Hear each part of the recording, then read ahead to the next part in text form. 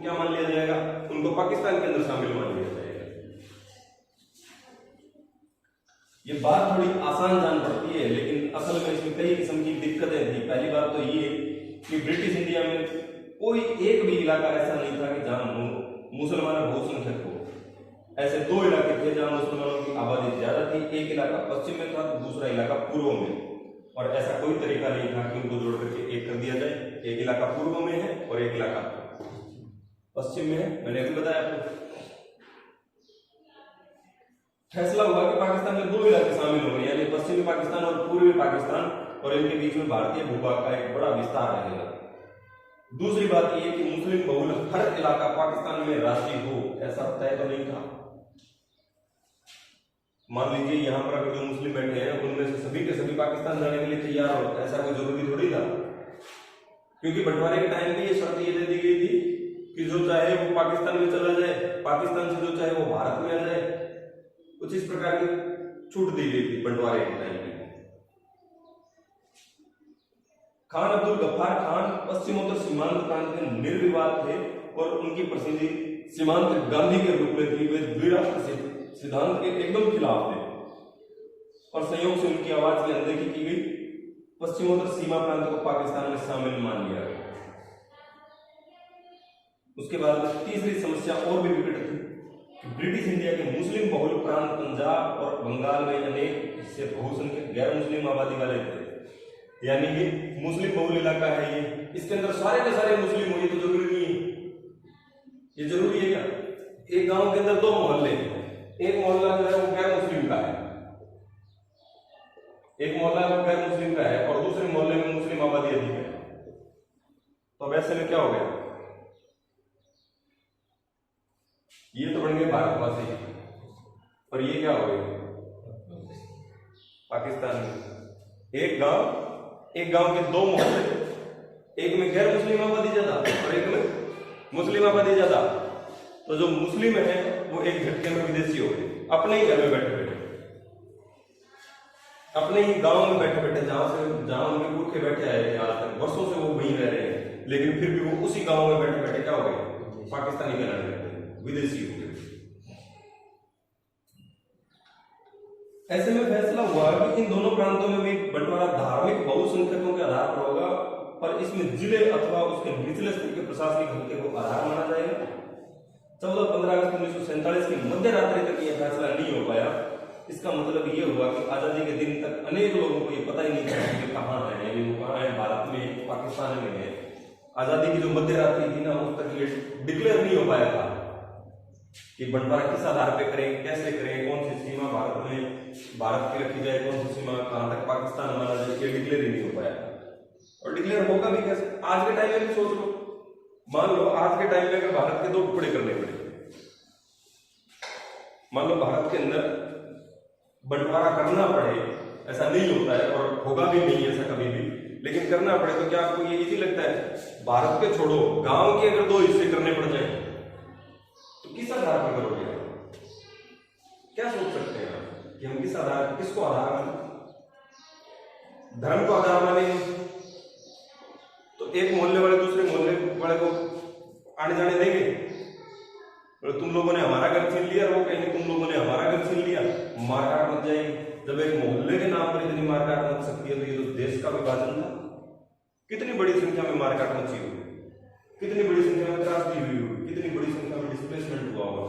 आंकड़ों के मुताबिक कहते हैं कि 80 लाख लोग इधर उधर हुए और 5 से 10 लाख लोगों के बीच मार दिए गए। इसी बुक का आंकड़ा है, एनसीआर की गई 80 लाख लोग डिस्प्लेसमेंट होना, 80 लाख। 1 करोड़ से कितना? 20 लाख कम।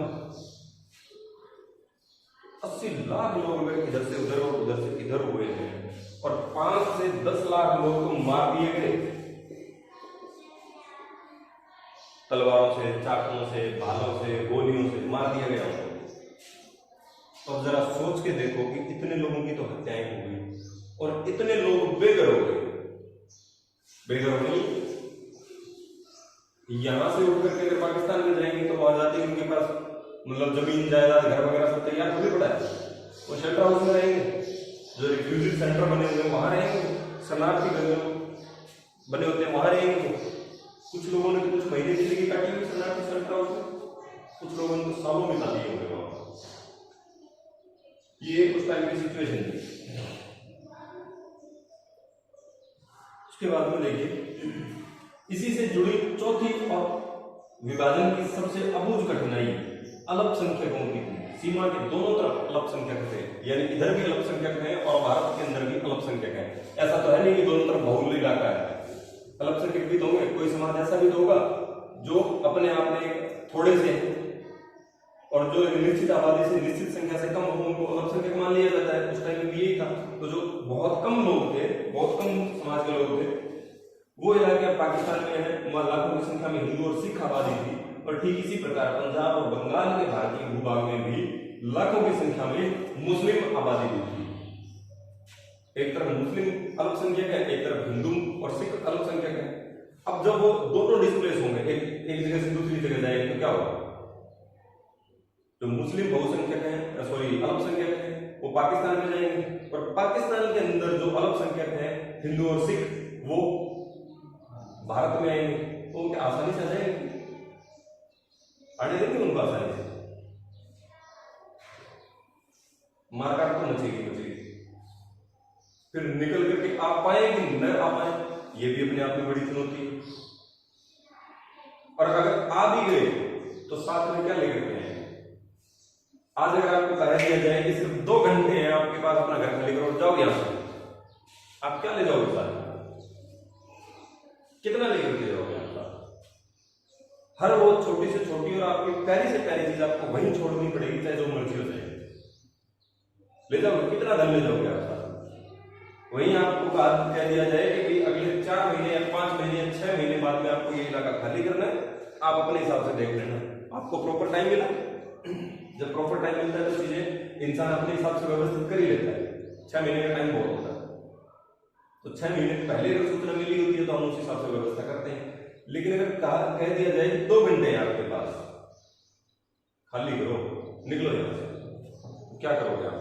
जैसे वर्तमान में हुआ है अफगानिस्तान में किसका शासन है अभी वर्तमान में? तालिबान है। न्यूज़पेपर में और टीवी के अंदर, न्यूज के अंदर आपने खबरें देखी होगी और पढ़ी भी होगी। ऐसे ऐसे लोग जो अफगानिस्तान में करोड़पति कहला रहे हैं, वो क्या लेकर के आए हैं साथ में? जो एक जोड़ी कपड़े पहने हुए हो, उसके अलावा कुछ नहीं है उनके पास, सारे का सारा वहीं रह गया। उनको बोल दिया गया कि आप तो निकलो बस यहां से, जो जाना चाहे वो जा सकता है। और ऐसे कम से कम 1 2 नहीं हजारों की संख्या में पंजाब के कई सिख ऐसे थे अफगानिस्तान के अंदर, जो तालिबान की बात आने के बाद, तालिबान शासन आने के बाद में वो वापस यहाँ आए। और उनकी कहानी जब सुनी जाए तब हमें पता लगता है कि एक्चुअल में जो नहीं होना चाहिए था वो हो गया। क्योंकि वहां पर जो करोड़पति कहला रहा है वो व्यक्ति अपना सब कुछ छोड़ करके आ रहा है। तो सोचिए, जिसने अपनी पूरी जिंदगी लगा दी हो जो कमाई करने में, वो अगर उसको छोड़ करके जानी पड़े तो क्या होगा? हाँ, मरने के बाद में तो छोड़ के जाएगा, वो तो एक अलग मैटर है। लेकिन वैसे ही अगर बोलते कि छोड़ करके जानी है, तू यही छोड़ दे इसको, तू निकले यहां से, तो क्या होगा? दर्द तो होगा ना, दुख तो होगा। वही चीजें यहां पर हो रही है।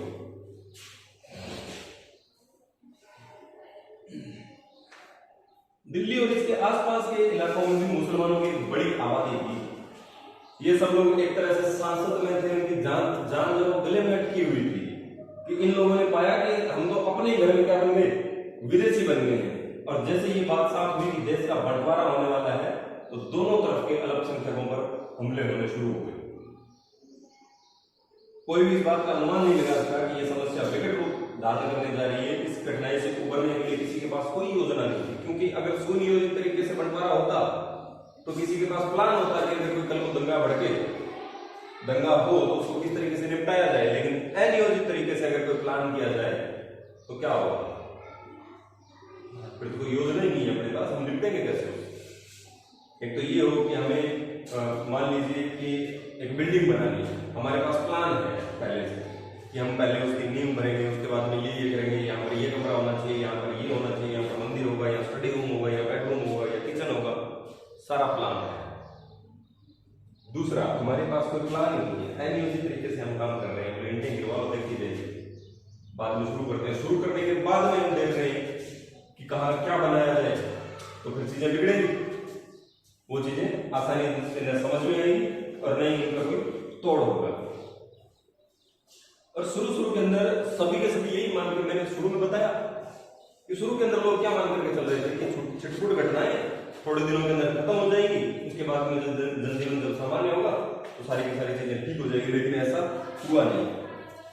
लेकिन बड़ी जल्दी हिंसा नियंत्रण से बाहर हो गई, दोनों तरफ के अल्पसंख्यकों के पास एकमात्र यही रास्ता बचा था कि वे अपने अपने घरों को छोड़ दे।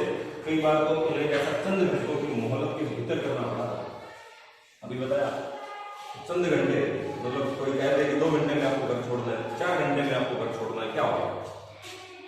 हालत खराब है हमारी, सीधी सी बात है। आज के टाइम में सिंपल, मतलब घर छोड़ने की बात तो छोड़ो, अगर आज हमें कोई ये कहते कि भाई तैयार हो जाओ गांव चलना है, घर छोड़ के तो नहीं जा रहे, वापस तो आएंगे, लेकिन अभी उठ करके बोले कि चलो गांव चल के आ रहे 2 दिन लगे, तो हम उसको सबसे पहले क्या कहते हैं?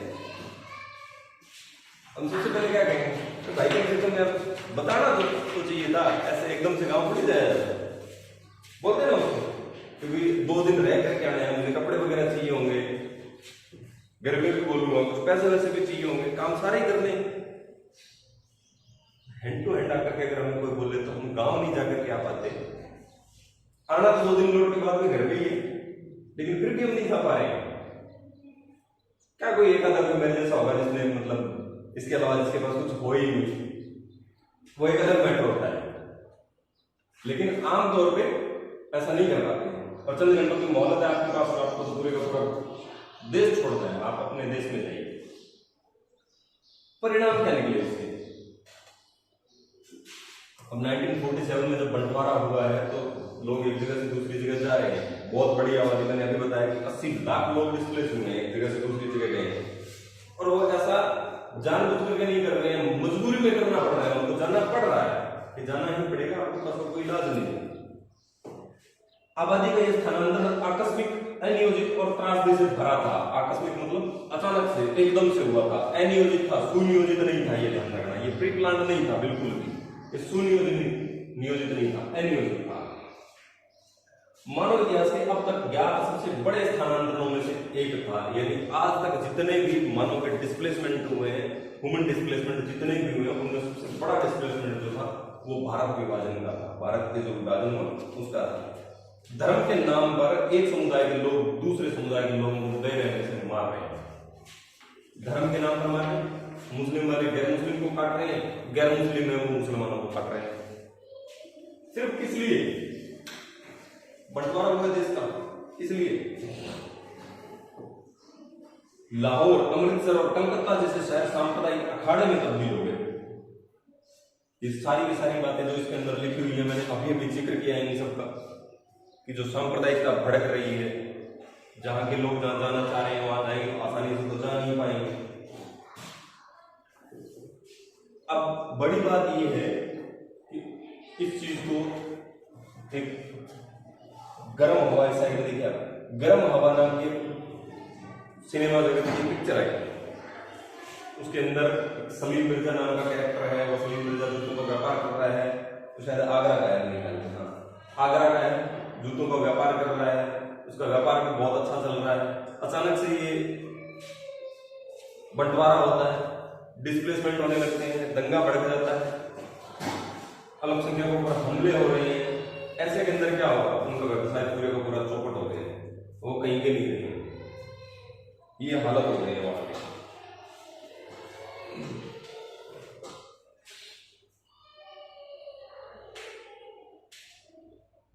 जिन इलाकों में ज्यादातर हिंदू अथवा सिख आबादी थी, उन इलाकों में मुसलमानों ने जाना छोड़ दिया। ठीक इसी तरह मुस्लिम बहुल आबादी वाले इलाकों से हिंदू और सिख भी नहीं गुजरते थे। क्यों गुजरेंगे? जान सबको पहले होती है ना। लोग अपना अपना घर बार छोड़ने के लिए मजबूर हुए, वे सीमा के एक तरफ से दूसरी तरफ गए और इस क्रम में लोगों को बड़ी से बड़ी विपत्ति का सामना करना पड़ा।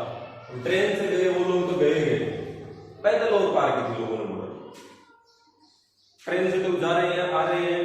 अब लोगों को ये भी लगने लग गया कि अगर हमने ट्रेन यूज की तो पता नहीं हम जहां हम जाना चाह रहे हैं वहां तक हम जिंदा पहुंचेंगे भी या नहीं पहुंचेंगे। तो इसलिए लोगों ने पैदल बॉर्डर और पार किया।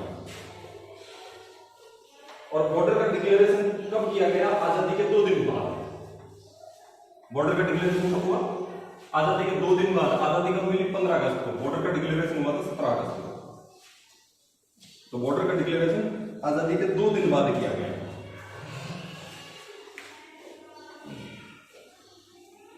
अब लोग ट्रेन तो यूज कर ही रहे हैं।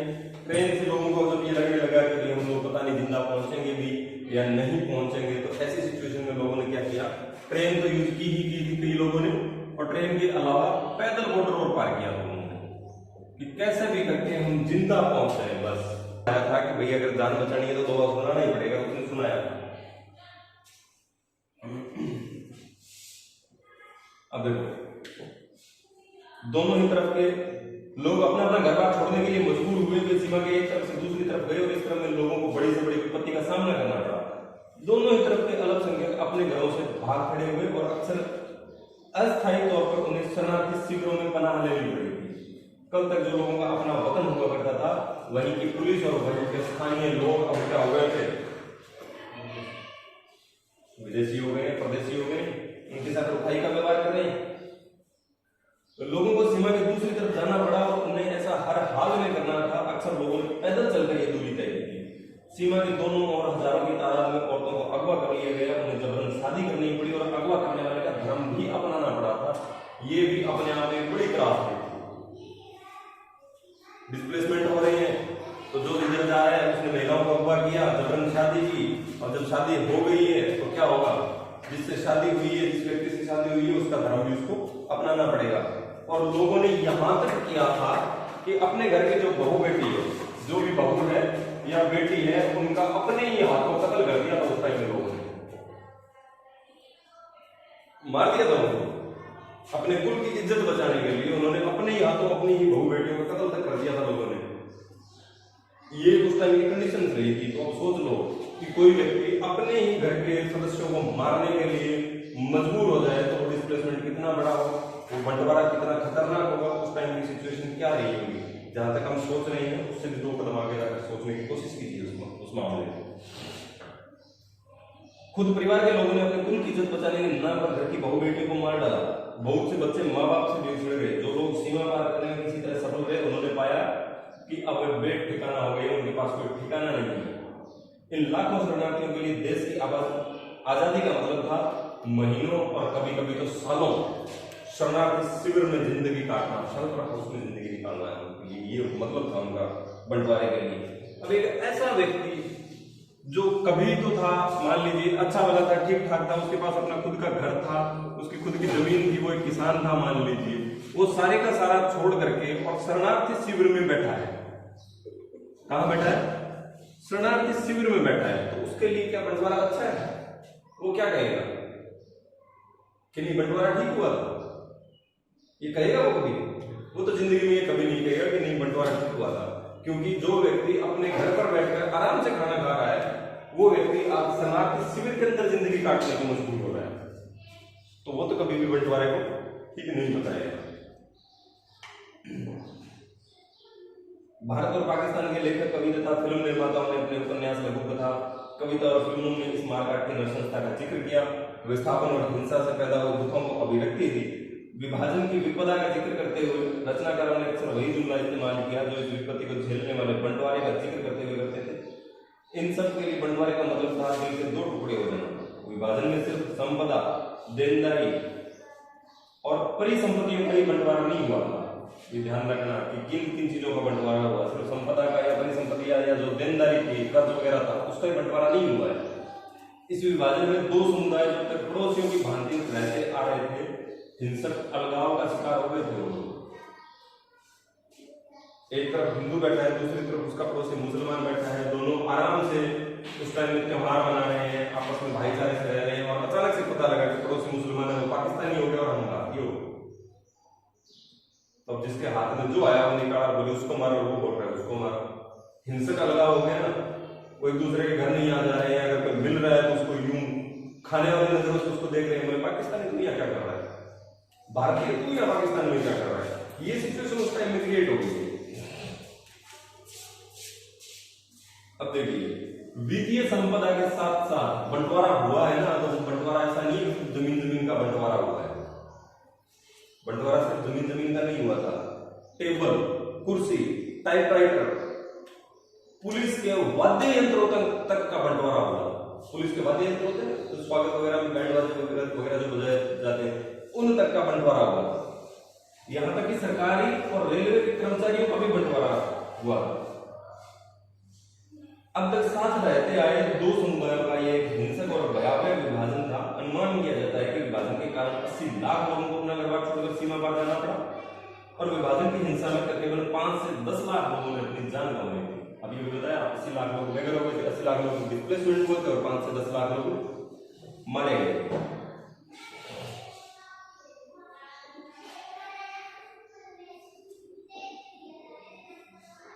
प्रशासनिक मुश्किल और वित्तीय कठिनाई के अतिरिक्त विभाजन के साथ कुछ और ज्यादा गहरे मुद्दे जुड़े हुए थे। भारत के नेता द्विराष्ट्र सिद्धांत में यकीन नहीं करते थे। द्विराष्ट्र सिद्धांत में यकीन नहीं कर रहे हैं। द्विराष्ट्र सिद्धांत मतलब मुस्लिम लीग बोल रहा है ना, द्विराष्ट्र। जो भारत के नेता है ना, वो कह रहे हैं कि हम द्विराष्ट्र सिद्धांत में यकीन नहीं करेंगे। द्विराष्ट्र मतलब एक तरफ मुस्लिम लीग बोल रही है हमारे लिए, मतलब मुसलमानों के लिए अलग से देश होना चाहिए, बाकी तुम जानो तुम्हारा काम जाने, बाहर दूसरा रख लो।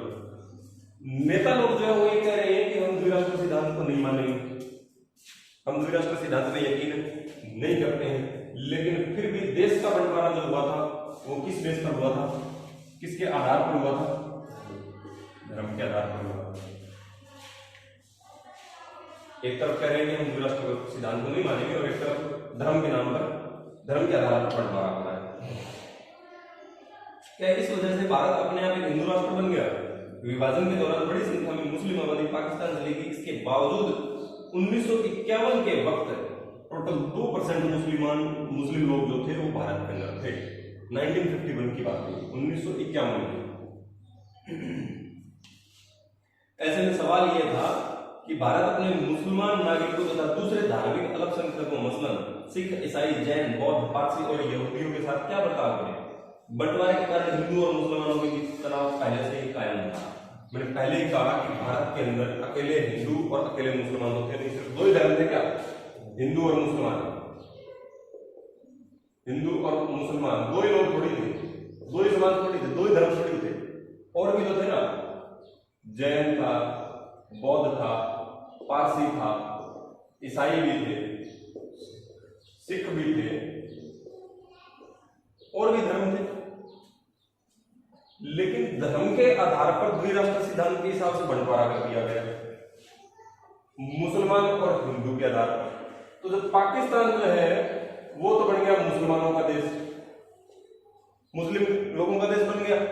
तो इसका मतलब भारत क्या हो गया? हिंदू राष्ट्र हो गया। और जब भारत हिंदू राष्ट्र हो गया तो फिर इनके साथ क्या बर्ताव किया जाएगा? ये अपने आप में सवाल है कि नहीं? कि धर्म के आधार पर बंटवारा हुआ है, मुस्लिम लोगों को पाकिस्तान मिला है, तो हिंदुओं के लिए, क्योंकि तनाव जो सबसे ज्यादा हुए थे वो हिंदू और मुसलमानों के बीच हुए, तो इन लोगों के साथ क्या बर्ताव किया जाएगा?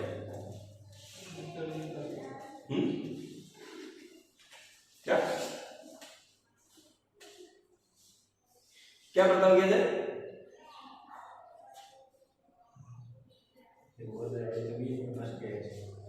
हाँ, बीच में फंसने का मतलब ये है कि अब अगर भारत में ये रहे, अब ये संशय में है, पहले तो मुसलमान लोग संशय में थे, अब ये संशय में है कि हमारे साथ क्या होगा, क्योंकि भारत अपने आप में क्या हिंदू राष्ट्र बन गया। ये एक सवाल था, ये क्वेश्चन था उनके लिए कि क्या वो एक मुस्लिम राष्ट्र बन गया पाकिस्तान, तो क्या भारत एक हिंदू राष्ट्र बन गया? अगर भारत हिंदू राष्ट्र बन गया तो फिर हम कहां जाए, हमारे साथ क्या व्यवहार होगा और उनके साथ क्या व्यवहार किया जाए, ये उस टाइम तत्कालीन सरकार भी सोच रही है। अब देखिए,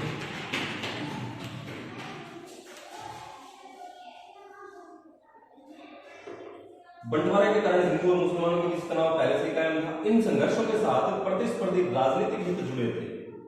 मुस्लिम लीग का गठन मुख्य रूप से औपनिवेशिक भारत में मुसलमानों के हितों की रक्षा के लिए हुआ था। औपनिवेशिक जो भारत था उसके अंदर मुसलमानों के हित की रक्षा हो, भारत के अंदर मुस्लिम हितों की रक्षा, इसके लिए कौन सी पार्टी थी? मुस्लिम लीग। और इसी मुस्लिम लीग ने बाद में भारत विभाजन के अंदर महत्वपूर्ण भूमिका निभाई।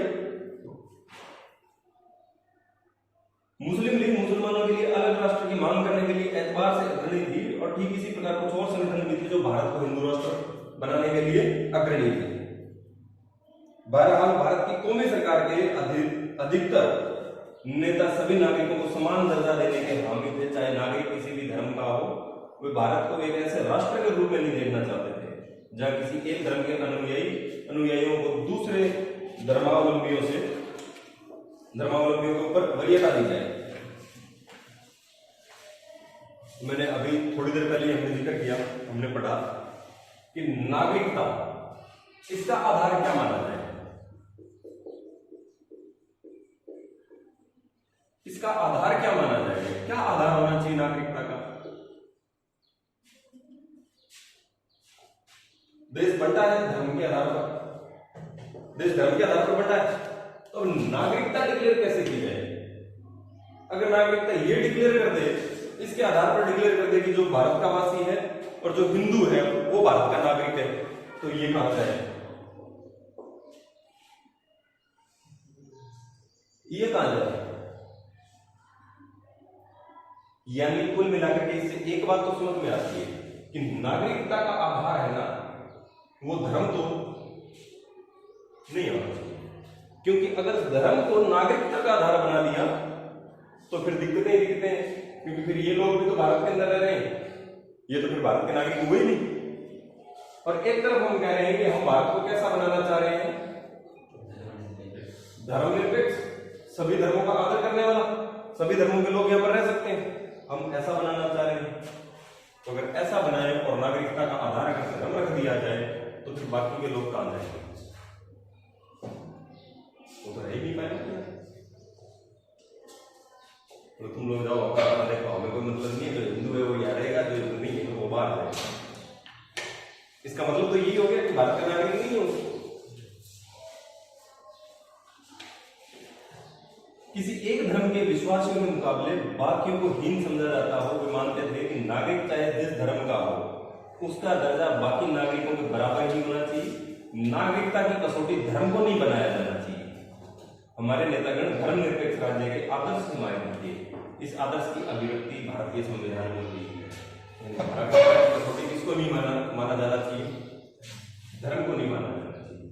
अब अगर अलग अलग धर्मों के लोग हैं, जैसे अलग अलग धर्मों के लोग हैं, उनके साथ समान व्यवहार किया जाना चाहिए। समान व्यवहार उनके साथ इसलिए भेदभाव नहीं किया जाना चाहिए कि तू उच्च कुल का है, तू निम्न कुल का है, तू हिंदू है, तू सिख है, इसलिए उनके साथ में भेदभाव नहीं होना चाहिए। तो इसलिए धर्म को तो कंप्लीटली काट दिया गया था कि आप नागरिकता की कसौटी जो है, नागरिकता का जो आधार है, सिटीजनशिप का जो आधार है, वो आप कम से कम रिलीजियस सिस्टम को तो नहीं बनाएंगे, धर्म को तो नहीं बनाएंगे। अगर धर्म बनता है तो फिर बाकी के लोग कहां जा रहे हैं? घर तो नहीं जा रहे हैं। वो तो अपने आप में फिर क्या हो गया, हिंदू है तो वो भारतीय है, भारतीय नागरिकता है उसके पास, बाकी तो बैठे रहोगे। वो अपने जिंदा होने के सबूत ढूंढते रहेंगे बेचारे। सिंपल है ना, वो मैं भारतीय हूं, मैं किस देश का हूं, तो मैं भारत का हूं, सबूत ले गया। सबूत तो नहीं है, क्योंकि मैं हिंदू नहीं हूं, मैं सिख हूं, मैं जैन हूं, मैं बौद्ध हूं, मैं पारसी हूं, इसलिए मेरे पास भारत की नागरिकता नहीं। क्या ये ठीक है? ठीक तो कतई नहीं है, बिल्कुल भी ठीक नहीं, क्योंकि हम धर्मनिरपेक्ष राष्ट्र का निर्माण कर रहे हैं। अब देखो रजवाड़ों का विलय।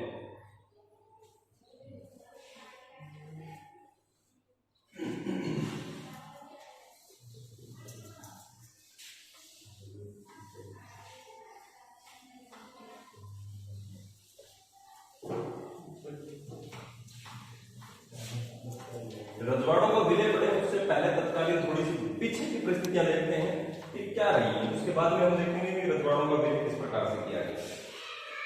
थोड़ा सा पीछे चलते हैं, ब्रिटिश रूल्ड इंडिया के अंदर अगर हम आते हैं, ब्रिटिश रूल्ड इंडिया के अंदर जब आए हैं तो जितने भी रजवाड़े हैं, जो भी राजा लोग हैं, राजा है चाहे वो महाराजा है, कुछ भी है चाहे वो, लेकिन अंडर में किसके काम कर रहे हैं हम? ब्रिटिश रूल के, अंग्रेजों के अधीन, तो वो अंग्रेजों के ही। अंग्रेजों ने साहित्य संधियां कर दी थी सबसे। अंग्रेजों ने साहित्य संधियां की कि आप हमें अपनी सुरक्षा और विदेशी मामले हमें दे दो, बाकी क्या आप रख लो। सुरक्षा और विदेशी मामले ले लिए तो सेना आप रखो, ये करो वो करो, ऐसे करके सारे के सारे राजाओं से उन्होंने संधि कर ली। अच्छे लोग थे अंग्रेज, बुरे नहीं थे, लेकिन हमें उन बुरा बताना पड़ता है, लोग अच्छे ही थे। देखो जब वो आए तो युद्ध बंद हो गए। क्या बंद हुए? अपने राजस्थान में देख लो, राजस्थान में अंग्रेजों के आने के बाद में युद्ध नहीं हुआ। 1803 के आसपास में लेना देना शुरू होता है, उसके बाद में हमें अंग्रेजों के साथ में, अंग्रेजों के क्या आपस में कोई युद्ध नहीं दिखाई पड़ता है। एक युद्ध दिखाई पड़ता है कहीं इतिहास के अंदर, थोड़ा सा 1818 के आसपास में बीकानेर जैसलमेर के बीच में वासंती का युद्ध है, वो एक दिखाई पड़ता है, बाकी कहीं हमें युद्ध नहीं मिलता है। अब वो युद्ध हमें नहीं मिल रहा है, इसका कारण कहीं ना कहीं तो अंग्रेज रहे, शांति स्थापित करने में कामयाब रहे हैं। अब जब रजवाड़ों का विलय हुआ तो ये राजा महाराजा जो है ना, वो ब्रिटिश रूल के अंडर में काम कर रहे हैं। किसके अंडर में? ब्रिटिश रूल की, ब्रिटिश रूल इंडिया।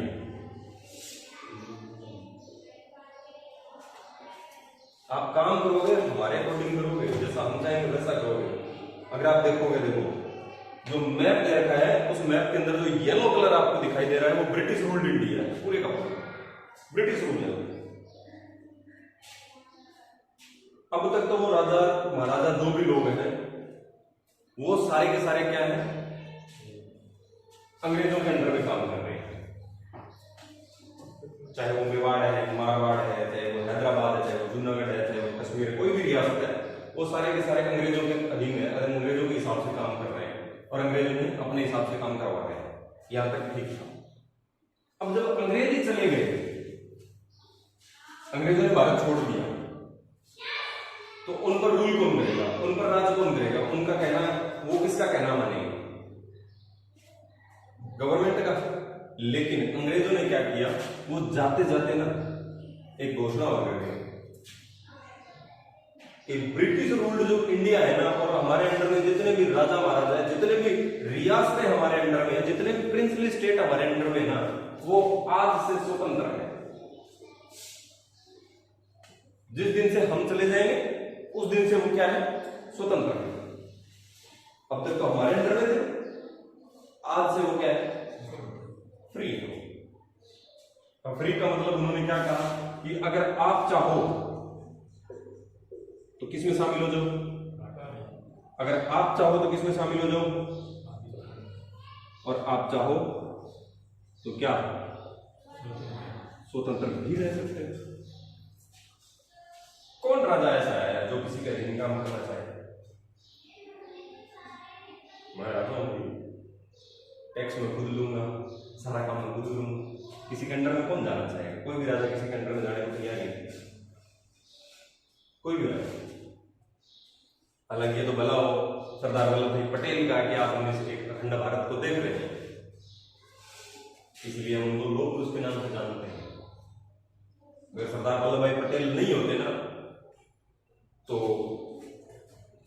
हमारी आम बोलचाल की भाषा में हम क्या कहते हैं कि कहां जाकर गया है, कि मैं राजस्थान देश से निकला, गुजरात देश और महाराष्ट्र देश को पार करते हुए गोवा देश में जाकर गया है। देश और राज्य के अंदर फर्क, एक तो देश है और एक है। आज हमें कोई पासपोर्ट वगैरह की जरूरत नहीं, यहां से बीकानेर से ट्रेन चलती है, मुंह उठा के निकल ले, चलो गुजरात जाके आते हैं, चलो महाराष्ट्र जाके आते हैं, चलो गोवा जाकर के आते हैं, चलो पंजाब जाकर के आते हैं। फिर क्या होता है?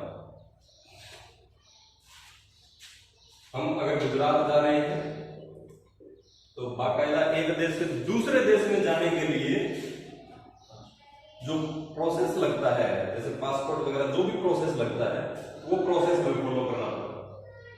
तो हम फिर ये कहते हैं कि कहाँ जाके, तो पंजाब देश जाकर के आए, कहाँ जाकर के, फिर मतलब आज के टाइम में हम हरिद्वार जाकर के आ रहे हैं, उत्तराखंड में जा रहे हैं हरिद्वार। आमतौर पर व्यक्ति एक बार तो हरिद्वार जाता है, कुछ दिन तो गुजारो हमारे हरिद्वार में, वरना कभी कोई डाल लेके आएगा हंडी में डाल कर, वही है। तो एक बार तो व्यक्ति जिंदगी में जाता है हरिद्वार, वो चाहे जिंदा चला जाए, बाद में चाहे हंडी में चला जाए, वो तो बाद की बात है, ठीक है। लेकिन एक बार तो अपनी जिंदगी में जाता है। तो हम हरिद्वार में अगर मान लीजिए अस्थि विसर्जन के लिए जाते हैं, तो हम क्या कहते हैं कि हमने क्या क्या पार किया। बीकानेर से यहाँ ट्रेन चलती है, हम बीकानेर से, हम राजस्थान के बीकानेर जिले से बैठे और वहां से हम पंजाब देश, पंजाब से उत्तर प्रदेश देश से होते हुए हम उत्तराखंड देश में गंगा नदी के किनारे पहुंचे। फिर गंगा नदी भारत की नहीं, गंगा नदी कई देशों के बीच से होकर के गुजरती, स्वतंत्र रहने की स्थिति में है।